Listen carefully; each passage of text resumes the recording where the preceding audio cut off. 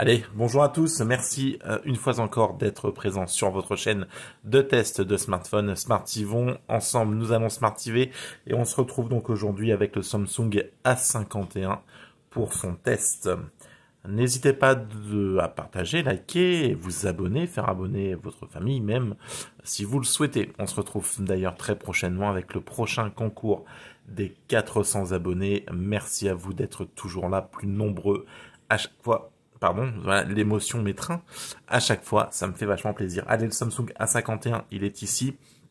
Et on va donc voir ce qu'il vaut et ce qu'on peut en dire. Donc, c'est un Samsung qui est sous Android 10. L'interface, donc c'est une surcouche de chez Samsung One UI. Un écran en 6,5 pouces, donc avec la particularité d'avoir donc en caméra selfie un écran poinçonné qui est plutôt pas mal. Qui fait bien le taf, il est plutôt petit, on va revenir dessus. Donc on va même le faire tout de suite. Hop, donc voilà, c'est vraiment très propre, comme on peut le voir. Le poinçon est discret, ça s'adapte même bien dans les vidéos et ça ne gêne absolument pas l'expérience utilisateur et on va y revenir. Les bordures sont très fines, le menton est lui-même très fin là-dessus, j'ai absolument rien à dire. Le smartphone, on retrouve sur le côté volume plus moins. Voilà, le bouton power. Et on va aussi y revenir sur autre chose, vous allez voir que j'ai eu une autre difficulté. L'arrière, donc 4 caméras, donc en 4 caméras, 48 mégapixels, 12 mégapixels, 5 mégapixels deux fois, et puis donc la LED pour les flashs. On retrouve un arrière qui est très sobre, donc très joli avec un effet bleuté. On peut retrouver d'ailleurs là une bande, on la voit passer, hop, hop, comme ça, pour un effet des plus sympas, c'est bien fait. On peut retrouver les petites stries. On retrouve le logo Samsung, on retrouve le logo poubelle, là on le voit, mon petit logo CE et poubelle, mais Samsung a réussi à faire en sorte qu'il se voie pratiquement pas. Donc il y est, mais il est caché, et ça me plaît bien parce que je déteste le logo poubelle, ça vous le savez.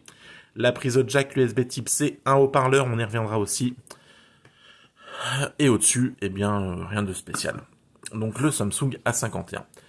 C'est un smartphone aujourd'hui qui est aux alentours donc, de 379 €.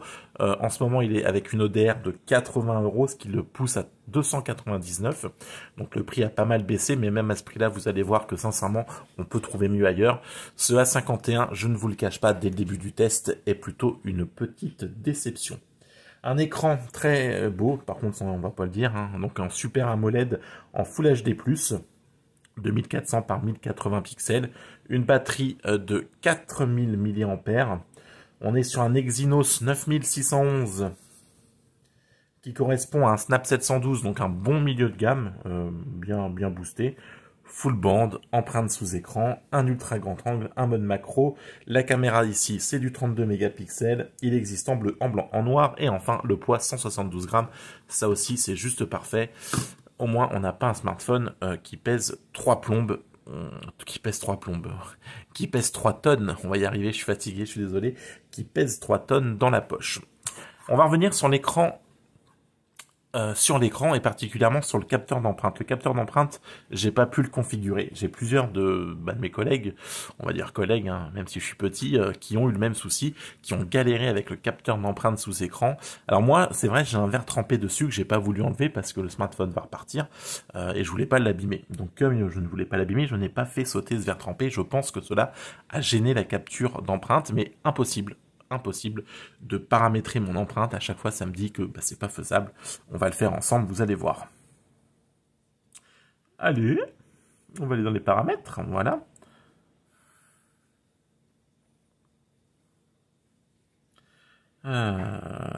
Confidentialité, je suis perdu. Sécurité, c'est où? Compte sauvegarde. Hop. Voilà.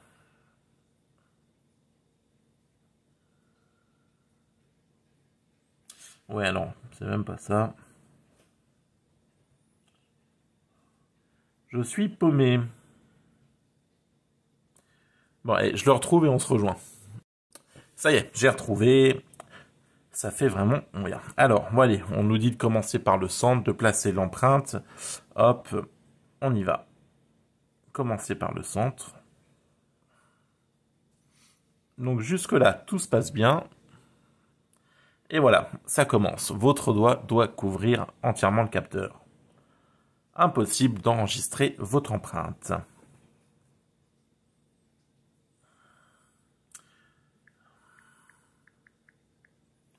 Je me dis que je suis particulièrement mauvais, on va refaire ensemble un essai.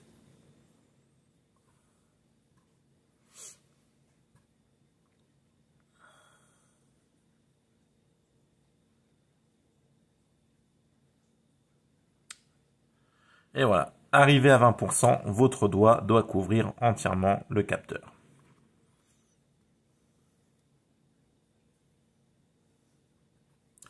Donc l'empreinte, j'ai réussi à monter, voilà, on arrive à monter à 30, et après, bon voilà, ça commence à être compliqué, et ça va nous dire que, wow, c'est la première fois que j'arrive à 50, les gars.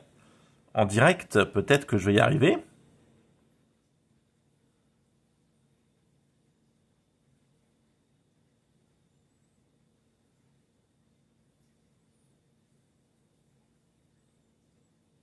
Ah, ben c'est la première fois que j'y arrive depuis un mois. Hein. Avant, il voulait pas, donc c'est, écoutez. Et ben voilà, empreinte ajoutée, c'est parfait. Donc le lecteur d'empreinte fonctionne, mais c'est franchement galère.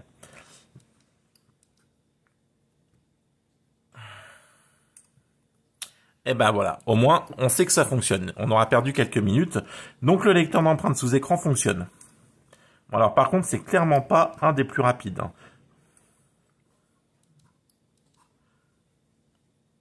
En attendant, je vais pouvoir dire sur le test, et je ne ferai pas ma mauvaise langue, que le capteur d'empreinte fonctionne à chaque fois. Ok, c'est bon pour le capteur d'empreinte.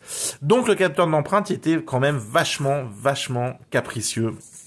La preuve, c'est la première fois maintenant là que j'y arrive. Donc ok, bon, c'était plutôt compliqué. Le capteur d'empreinte, le déblocage Face ID lui fonctionne parfaitement. Aucun souci là-dessus, il réagit même dans la pénombre, vous ne serez pas emmerdé si vous voulez débloquer votre téléphone donc avec la reco faciale. Aucun souci là-dessus. On va se bazarder quelques petites photos et puis on va voir ensemble ce que ça vaut et puis on se reprend juste après. Allez, les photos apparaissent ici, là ou par là et on se rejoint tout de suite. Merci beaucoup.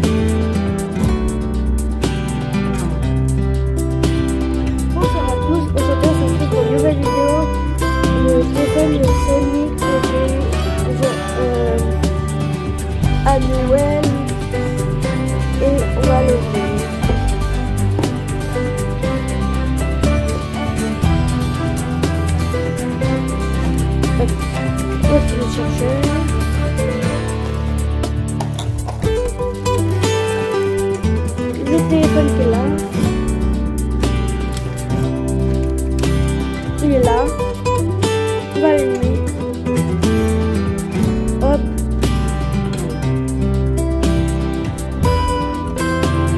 Hop. Hop. Je mets la caméra en OS.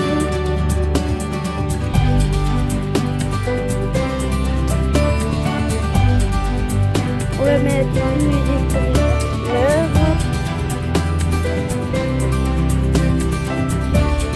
Hop.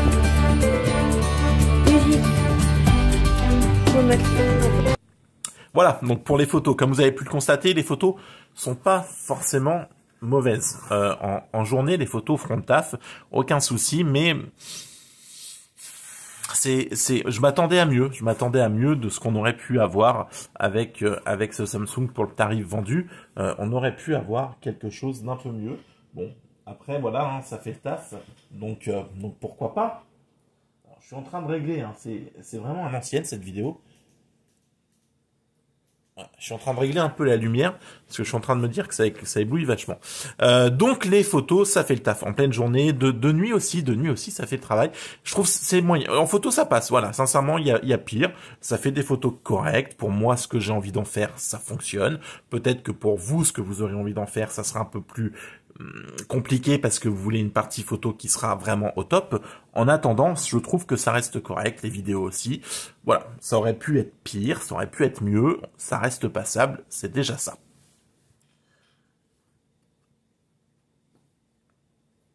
En utilisation quotidienne, bah c'est lent, c'est pas fluide. Voilà, je trouve voilà, c'est pas extraordinaire. Je m'attendais à mieux. L'expérience, je la trouve un peu frustrante des fois. On a un joli téléphone et on aimerait que ça tourne bien, que ça tourne vite. Et puis c'est un peu compliqué. Ça ramote. Il y a des latences. Voilà, l'expérience utilisateur, je la trouve pas extraordinaire une fois encore. Voilà, c'est pas. Voilà, ça met du temps des fois, c'est bon, je sais pas comment l'expliquer. On est pourtant sur un 428. Alors est-ce qu'il aurait fallu booster un peu la RAM? Je sais pas. Parce que pourtant il a quand même une bonne config, mais c'est pas voilà, bon, c'est pas ouf non. À l'utilisation, c'est pas le meilleur Samsung que j'ai eu et pourtant voilà, il savent faire, mais bon, je sais pas ce qui s'est passé sur celui-là, sur le A51, je sais pas. Ce qui est bien réussi, par contre, c'est le poinçon. Ce que je vous disais, il est plutôt discret, donc ça, franchement, c'est une bonne surprise. L'écran est joli, par contre, aussi de bonne couleur, bonne luminosité, bel écran. Là-dessus, il y a rien à dire. Allez, donc on va aller voir à propos du téléphone. Donc on est bien sur un modèle donc Samsung A51. On va aller voir si on a quelques infos, mention légale, non, information sur le logiciel. On est bien sur la version One UI. Ouais, c'est la luminosité de l'écran, du coup, elle éblouit là. Voilà, on va essayer de faire ça, mais ça va pas être mieux. Si, on va voir. Tac, tac. Alors, on est donc sur une version, voilà, One UI pour le logiciel, Android 10. Version de la bande, ouais, ok. La version Knox, je l'avais vu passer tout à l'heure. On est sur là, c'est pour la sécurité. Bon, après, c'est les logiciels, etc. Sécurité, donc niveau de correctif, sécurité, c'était en 2020, le février 2020. Bon, après, c'est du Samsung qui sera suivi. Hein. Je ne m'inquiète pas trop là-dessus. Vous avez un thème sombre, vous avez quand même des options. Voilà, filtre de lumière bleue, on le retrouve beaucoup, ne pas déranger, point d'accès, etc., etc. Donc ça, c'est plutôt sympa. Sur les photos, on retrouvera aussi quelques petits paramètres sympathiques. Vous pourrez donc faire, vous avez donc un optimisateur. Vous avez aussi donc des modes, voilà, hein, des modes fêtes, etc. Enfin, vous pouvez ajouter des petites photos, ça se fait beaucoup. Sur la photo, vous voyez, voilà ce que je vous disais, donc un embellisseur, un optimisateur de scène. Je cherche un peu mes mots ce soir, c'est compliqué, je suis un peu fatigué. Donc panorama, macro, un super ralenti, un mode nuit, nourriture, une hyperlapse pour aller plus vite. Donc voilà, donc tout ça, franchement, ça fonctionne bien. L'appareil photo, ce que je vous disais, voilà, c'est correct. On va se faire une petite partie de PUBG, histoire de voir sur la partie gaming où on peut le pousser. Alors je suis désolé de bugger un peu ce soir, c'est compliqué là, je n'ai qu'une seule envie, c'est de dormir. Donc allez, je lance PUBG et puis on se retrouve tout de suite pour voir ce qu'il vaut sur la partie gaming. Allez, ne bougez pas. Allez, donc on est atterri sur PUBG. Les graphismes sont donc en HD et donc en élevé sur la fréquence d'image. Donc on peut jouer vraiment de manière aux paramètres pratiquement les plus élevés sur le jeu. L'expérience est bien immersif, le poinçon ne gêne absolument pas, les couleurs et l'écran sont vraiment très beaux, alors peut-être que à force de faire des low cost, je suis vachement habitué au IPS, au machin comme ça, et l'AMOLED, j'en vois pas beaucoup passer, mais l'écran AMOLED est vraiment très très bon, là-dessus j'ai rien à dire, et c'est vraiment vraiment très très bien en termes d'immersion. Vous voyez, donc ça lag pas.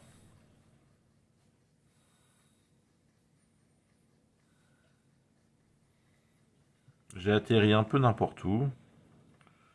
On va pas... Voilà, donc ça tire déjà. Je vais me faire tuer, vous allez voir. Voilà.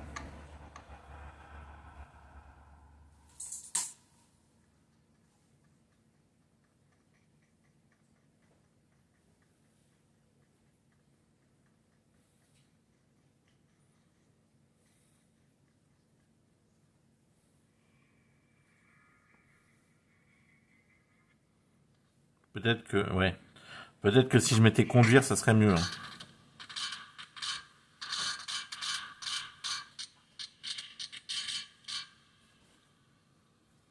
Allez, on va essayer de se les faire, eux, là. Ils m'agacent, ils essayer de me tuer.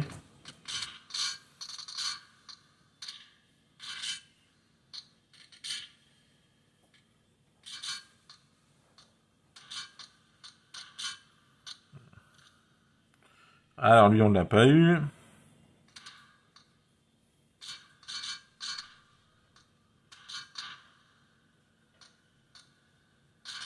Voilà. Lui, c'est fait. Lui, on l'a eu.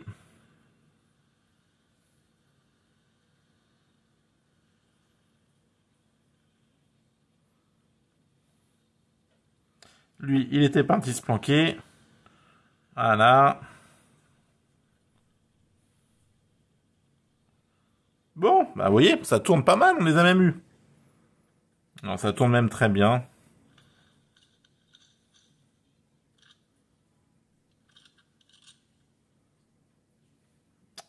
Et du coup, l'autre, il s'est barré. Bon, bah on ne l'aura pas eu. Il aura fui. Ah, je la sentais bien là cette partie. J'étais sûr que j'allais faire top 1, mais je suis obligé d'arrêter parce qu'on va pas se taper 3/4 d'heure de PUBG. Allez, on va quitter le jeu. Ils pourront m'achever là, l'autre kéké. Non, allez, il va pas m'achever. Quitte à choisir, je partirai.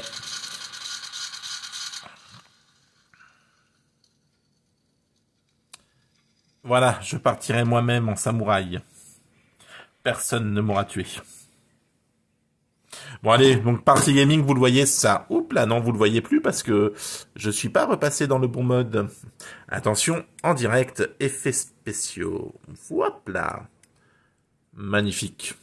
J'ai envie de vous dire, c'est de la vidéo ce soir. Hein. Je suis crevé, mais qu'est-ce qu'on ferait pas pour vous. Donc voilà, la partie gaming, elle passe amplement. Il n'y a vraiment pas d'inquiétude à avoir là-dessus.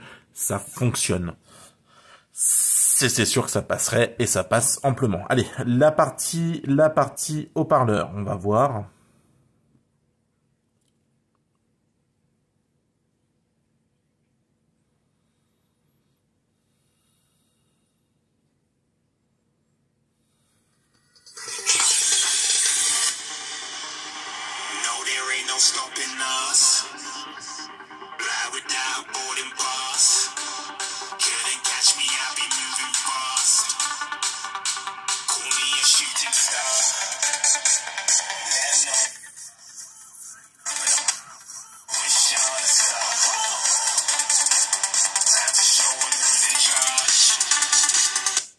Le son est bon, alors après le souci c'est que je me suis un peu habitué au son stéréo.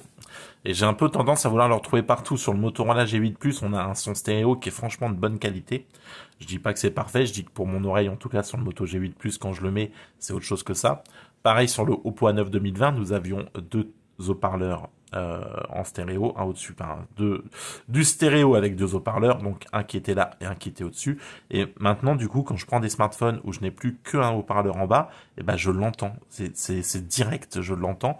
Et je trouve ça je dis pas que c'est mauvais, mais en fait du coup, eh ben c'est plus pareil. J'ai plus la même expérience et j'ai tendance à vouloir retrouver de la stéréo partout et je sais que c'est pas possible. Donc oui, le haut-parleur est bon pour regarder une série, ça passera amplement, aucun problème. Une petite musique auprès de la piscine sur une enceinte Bluetooth, pas de problème, ça passera. Je dis juste que maintenant, je suis vachement habitué à la stéréo et que j'aimerais en retrouver partout. Mais c'est pas possible. La charge, vous tiendrez avec les 4000 mAh de batterie, vous tenez amplement la journée, aucun souci là-dessus. Vous pouvez même faire un jour et demi si vous n'utilisez pas beaucoup votre smartphone. Donc la batterie, c'est pas non plus un problème, c'est très bien optimisé. Vous avez une charge rapide sur le téléphone qui de toute façon vous permettra de ne pas perdre 3 plombes à le recharger. Donc voilà, ça aussi, ce sont des bons points. Ce Samsung A51, on va en venir à la conclusion. Il n'est pas si mauvais partout. C'est un smartphone à 299 €, mais à 200 balles, allez, c'est une bonne affaire, j'ai envie de vous dire, voilà. À 200 balles, on est bien. Au-dessus, c'est compliqué. À 200 balles, ce smartphone serait, je pense, un bon smartphone. Mais là, aujourd'hui, voilà, il n'est pas totalement fluide, c'est un lag. Voilà, les photos sont bonnes, mais sans plus. Voilà, c'est un sans plus en fait. C'est un peu cher pour ce que c'est. Voilà, c'est ce qu'on va dire.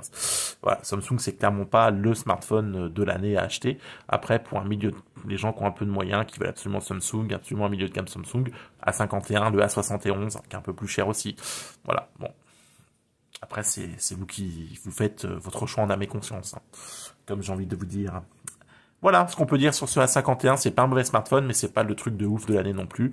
Partie gaming, ça passe, partie photo, ça passera, mais voilà, vous aurez des lenteurs, des lags de temps en temps sur le changement d'appli, etc. Et moi, je trouve ça un peu regrettable pour le prix qu'il est vendu. Après, le 128 Go est un bon point de stockage, le Super AMOLED est un bon point de stockage, le capteur d'empreinte sous écran, c'est stylé, mais vous voyez, moi, j'ai mis un mois à ce qu'ils me le prennent. J'ai un peu galéré. Donc voilà. Après, il y aura donc une coque dans la boîte qui est avec. Et puis voilà, hein. Puis tout ça, c'est pas mal déjà. Bon allez, je vous remercie de m'avoir suivi. Bonne soirée à vous. Prenez soin de vous. On se retrouve très très vite avec les déballages de téléphones low cost. Et là, vous allez voir qu'on va changer de gamme et ça va être sympathique aussi. Mais je sais pas ce que l'avenir nous réserve. Allez, prenez soin de vous. Prenez soin de vous. Ciao, bye bye. Je vous kiffe. Allez, ciao.